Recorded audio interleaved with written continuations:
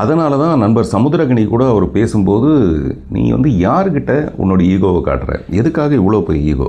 யாரை மிரட்ட பார்க்குற நீ? எதுக்காக இது?" அப்படின்னு அவர் பேசுனது வந்து அவரும் காசு வாங்கிட்டு பேசலை. அவரும் ஒரு ஆதங்கத்தில், ஒரு அன்பின் மிகுதியில் தான் அவரை அறியாமல் பேசுகிற ஒரு விஷயமும். இதெல்லாம் நான் பார்த்துட்டு இருந்தது. அன்றைக்கி நான் போய் பேசிட்டு இறங்கி வந்ததுக்கப்புறம் நண்பர் பாண்டே அவர்கள் சொன்னார், "அந்த குந்தவை விஷயத்தை மட்டும் நீங்கள் தவிர்த்துருக்கலான்ட்டு." "ஏன் சார்?" அப்படின்னு கேட்டேன். "நீங்கள் பாருங்கள், நாளைக்கு பாருங்கள்" அப்படின்னாரு. நான் உடனே வந்து இது எதுக்கு, நான் எப்போவுமே இந்த பிரச்சனைகளை வந்து விரும்பாதவன். அது எந்த பிரச்சனையாக இருந்தாலும் அதுக்கு உடனே ஒரு தீர்வு வந்துடணுன்ட்டு உடனே கலாட்டாவில் இருக்க அவங்க அருணா மேடம்க்கு ஃபோன் பண்ணி அவங்களுக்கு மெசேஜ் அனுப்பினேன்.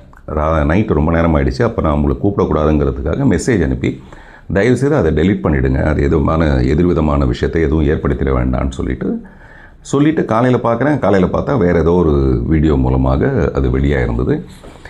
அது என்ன மாதிரியான ஒரு பெரிய பாதிப்பை போக போக ஏற்படுத்திச்சுன்னா, நான் சொன்னது வந்து ஒரு பெண்மணியை பற்றி, ஒரு 3வது மனுஷியை பற்றி, எனக்கு சம்மந்தமே இல்லாத ஒரு 3வது மனுஷியை பற்றி. இந்த பிரச்சனையில் மொத்தம் 3 பேர்னு எடுத்துக்கிட்டால், முதல்ல வந்து என்னுடைய அன்பு நண்பர் விஜய், அவருடைய வளர்ச்சியை பார்த்து நான் ரொம்ப சந்தோஷப்படுற ஒரு நண்பர். 2வது இடத்துல அவருடைய மனைவி இருப்பாங்க. இன்னமும் கோர்ட்டு தீர்மானிக்காத வரைக்கும், இப்போ வரைக்கும் அவங்க மனைவி தான், அந்த முக்கியமான ஸ்தானத்தில் தான் அவங்க இருக்காங்க. ஸோ இந்த 3வது மனுஷியை பற்றி நான் பேச வேண்டிய அவசியம் இல்லை. ஆனால் நான் சொன்னது 3வது மனுஷியை பற்றி, அவங்கள வீட்டில் இருந்திருக்கலாம். ஆனால் இது எல்லாமே பெண்களுக்கு எதிரான ஒரு விஷயம், பெண்கள் எல்லாமே வீட்டுக்குள்ளேயே இருங்க அப்படின்னு சொன்ன மாதிரி ஒரு கருத்து வந்து நிறைய பேர் அதை பதிவு செஞ்சதுக்கப்புறம் எனக்கு ஒரு கஷ்டம் வந்துருச்சு.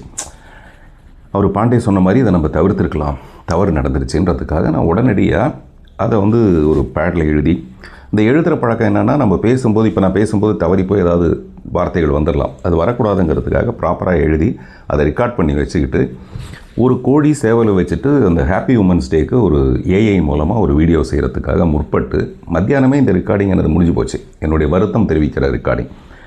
ஆனால் அது ஏஐ முடிகிறதுக்கு ராத்திரி 8 மணியோ 9 மணி ஆகிடுச்சு. இதெல்லாம் நான் பதிவு பண்ணி போடும்போது பை த டைம் எனக்கு அந்த ட்வீட் ஒன்று வருது.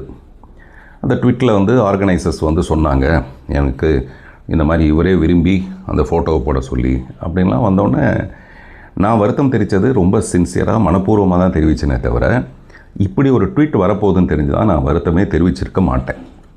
அதை பார்த்ததுக்கப்புறம் எனக்கு மனசில் ஏற்பட்ட விஷயம், இன்றைக்கி நான் இப்படி ஒரு வீடியோவை பண்ணணுங்கிற ஒரு உத்வேகத்தை எனக்கு ஏற்படுத்தியிருக்கு.